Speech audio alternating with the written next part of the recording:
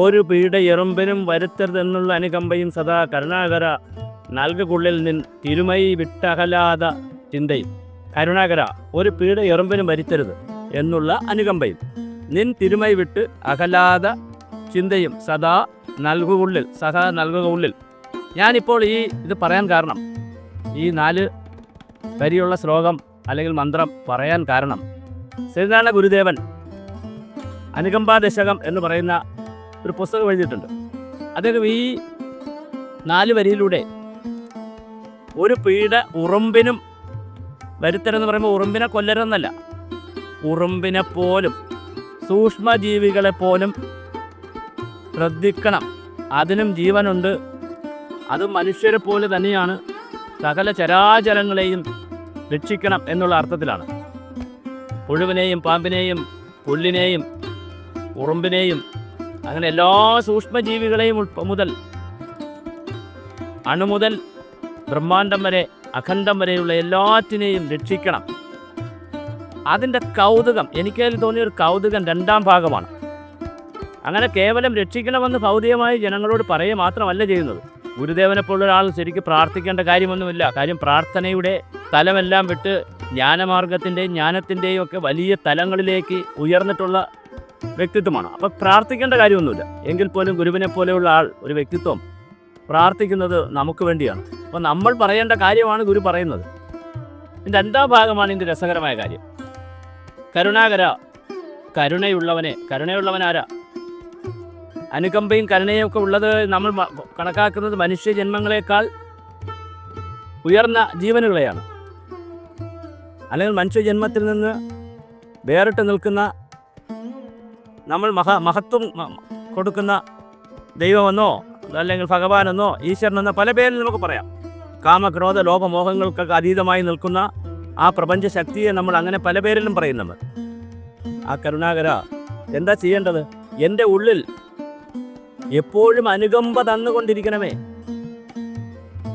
അതെപ്പോഴൊക്കെ? ഉറുമ്പിനെ കാണുമ്പോഴോ ഉറുമ്പിനെ കൊല്ലാതിരിക്കുമ്പോൾ മാത്രമല്ല, എൻ്റെ ജീവിതത്തിൽ, എൻ്റെ മനസ്സിൽ എപ്പോഴും അനുകമ്പ നീ തന്നുകൊണ്ടിരിക്കണമേ, അനുകമ്പ നിറയ്ക്കണമേ. എന്തിനെ കണ്ടാലും സർവ്വചരാചരങ്ങളെയും ഏകോദര സഹോദരങ്ങളെ പോലെ കാണുവാനുള്ളൊരു അനുകമ്പ എൻ്റെ ഉള്ളിൽ ഉണ്ടാക്കണമേ. ഇത് ഈ കാലഘട്ടത്തിലെ കുട്ടികളെ പഠിപ്പിച്ചിരുന്നെങ്കിൽ അപ്പാന്മാരും താമരശ്ശേരിയിലെ പിള്ളേരും ഒന്നും ഉണ്ടാകത്തില്ലായിരുന്നു. നമ്മുടെ ഭാരതത്തിൻ്റെ ആത്മീയതയും ഭാരതത്തിലുണ്ടായി വന്ന ഗുരുക്കന്മാരുടെയും ഇത്തരം വചനങ്ങൾ, ഇത്തരം ഗീതങ്ങൾ, ശ്ലോകങ്ങൾ, മന്ത്രങ്ങൾ എല്ലാ സ്കൂളുകളിലും സിലബസ് ആക്കേണ്ടതാണ്. കൃത്യമായി പഠിപ്പിക്കേണ്ടതാണ് കുഞ്ഞുങ്ങളെ. ഇതിൻ്റെ പാരിസ്ഥിതിക ബോധം നോക്കൂ, ഒരു ജീവികളെയും കൊല്ലരുതെന്നുള്ളതാണ്. ഇതിൻ്റെ ആത്മീയ തലം നോക്കൂ, ഇതിൻ്റെ സാമൂഹ്യ തലം നോക്കൂ, ഇതിൻ്റെ സാംസ്കാരിക തലം നോക്കൂ. എത്ര തലങ്ങളിൽ ബന്ധപ്പെട്ടുകൊണ്ടാണ് അനുകമ്പാദശകമെന്ന് പറയുന്ന ഒരു പുസ്തകം അല്ലെങ്കിൽ ശ്ലോക പരമ്പര തന്നെ ഗുരുദേവൻ ചെയ്തിരിക്കുന്നു. ജാതി മതഭേദമില്ലാതെ എല്ലാവരും വാഴണമെന്നൊന്നും പറയേണ്ട കാര്യമില്ല. അത് വേറൊരു കോണ്ടസ്റ്റിൽ പറഞ്ഞതാണ്. അതിനേക്കാളൊക്കെ എത്രയോ മഹത്തായ, വളരെ മഹത്തരമായ ഒരു കാര്യമാണല്ലോ ഇവിടെ പറയുന്നത്. മൃഗങ്ങളെയും പക്ഷികളെയും ഒക്കെ ആവശ്യത്തിനും അനാവശ്യത്തിനും ആഹാരത്തിനും അല്ലാതെയുമൊക്കെ വേട്ടയാടിയും കൊന്നും മനുഷ്യൻ അർമാദിക്കുമ്പോൾ, മനുഷ്യൻ അവൻ്റെ മൃഗീയത, ക്രൂരതയൊക്കെ പുറത്തെടുക്കുമ്പോൾ ഒരു ഉറുമ്പിനെ പോലും കൊല്ലരുത്, വേദനിപ്പിക്കരുത് എന്ന് പറയുന്ന ഒരു തത്വശാസ്ത്രമുണ്ടല്ലോ. ഇതിന് എന്ത് പേരിട്ടാണ് ഈ തത്വശാസ്ത്രത്തെ വിളിക്കേണ്ടത്? ഇത് ഗാന്ധിസമാണോ? കമ്മ്യൂണിസമാണോ? സോഷ്യലിസമാണോ? ബുദ്ധിസമാണോ? എന്താണിത്? എല്ലാറ്റിലും ഉയരെയല്ലേ.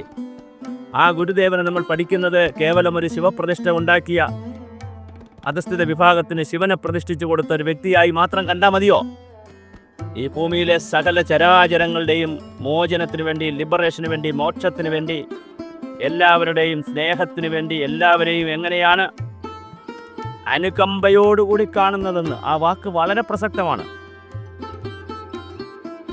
അപരന് സുഖത്തിനായി വരണമെന്നല്ല, അവനവൻ ആചരിക്കുന്നവ അപരന് സുഖത്തിനായി വരികയാണ്. അപ്പൊ അപരൻ്റെ അപരൻ ഞാനാണ്. എന്നെപ്പോലെ നിന്റെ അയൽക്കാരനെ സ്നേഹിക്കണം, അപ്പൊ അയൽക്കാരൻ്റെ അയൽക്കാരൻ ഞാനാണ്. ഇത്ര മഹത്തായ ഒരു ശ്ലോകമാണ് അവിടെ പറയുന്നത്.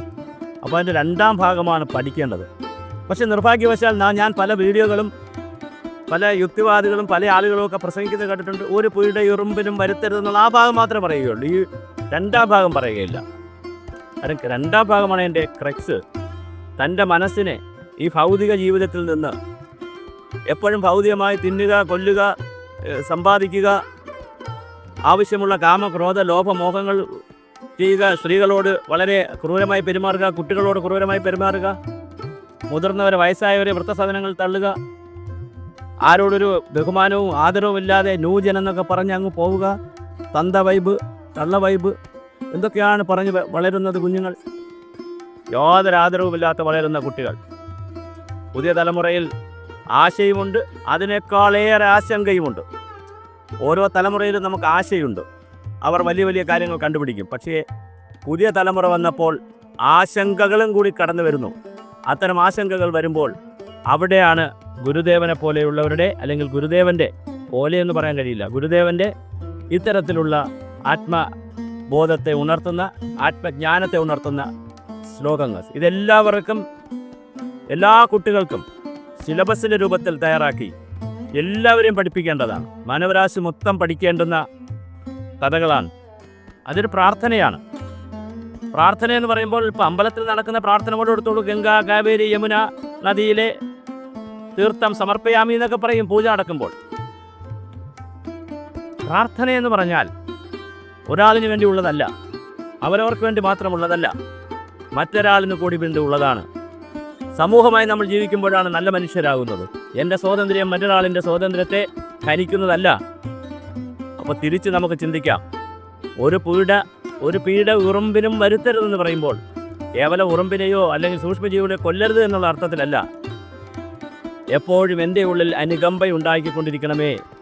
എൻ്റെ അധമവികാരങ്ങളെ അടക്കി ഉത്തമ വികാരങ്ങളെ, സത്ചിന്തകളെ, അസുരനെ അടക്കി ദേവചിന്തയെ, എപ്പോഴും നന്മയെ, ദോഷൈക ദൃക്കുകളായി എല്ലാവരിലും കുറ്റം കണ്ടെത്തി കുഴപ്പം കണ്ടെത്താതെ സത്യസന്ധമായി കാര്യങ്ങളെ വിലയിരുത്തുന്ന, വിശകലനം ചെയ്യുന്ന, വളരെ ക്രിയാത്മകമായി കാര്യങ്ങളോട് പ്രതികരിക്കുന്ന ഒരു മനസ്സ് എനിക്ക് തരണമേ, അങ്ങനെ എനിക്ക് അനുകമ്പയുണ്ടാക്കി തരണമേ എന്നാണ് അലയോ കരുണാകര, അല്ലെങ്കിൽ കരുണയുടെ മൂർത്തിഭാവമായ ഭഗവാനെന്നോ ഈശ്വരനെന്നോ ദൈവമെന്നൊക്കെ പറയാം. ഈ പ്രപഞ്ചത്തിൻ്റെ അസ്തിത്വമേ, ഏകമേ, ഞാനിതാ പ്രാർത്ഥിക്കുന്നു.